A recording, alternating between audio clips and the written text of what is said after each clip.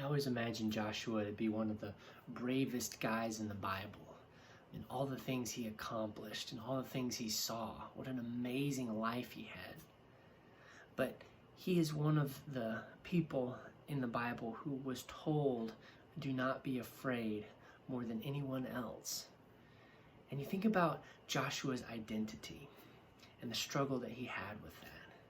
Joshua was born into slavery. And even though Joshua was freed, all that his grandpa had known, his father had known, and he had known was the whip and the master and the slave. And what they do is they beat the nobility out of you. They beat certain character traits of making decisions and being assertive out of you. I just finished reading The Hiding Place with Corrie ten Boom, and she said when she left the concentration camps, which she had only been in for almost a year, she said that she felt like she needed permission to do anything. Even just getting on the train, she felt like she had to ask for permission, and they had damaged her mind. And imagine growing up in a circumstance like this. The Egyptians were very cruel. They killed babies. They whipped people. They had very harsh working conditions. And so in Joshua's mind, he's a slave. He's worthless. He is equal to a beast of burden. And what God has done with Joshua is over and over, he's reached into Joshua's heart and tried to give him a new identity. And today in our reading, it's at the very end of Moses' career. And Moses is getting ready to step down, and Joshua is getting ready to step up. And just imagine the fears that are going through Joshua's mind. Like he had done a lot of things, but Moses had always been there. And Moses was the guy who was hearing God, and Joshua was just there to support Moses. And now Moses is leaving, and Joshua's going to feel alone. And what the verses that we read today, God is saying, I want you to encourage Joshua. And God is saying, I will be with you, and I will fight for you.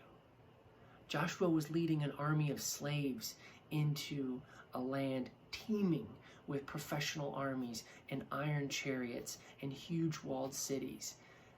And God was like, I've got this. I'll fight for you.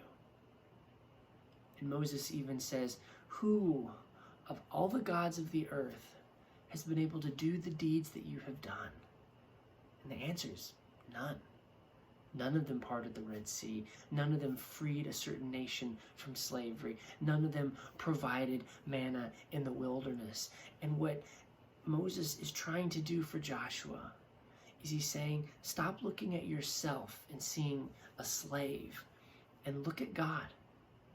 And when we look at God and we see how amazing he is and the deeds that he does and how he promises to fight for us, we begin to hear him tell us who we are.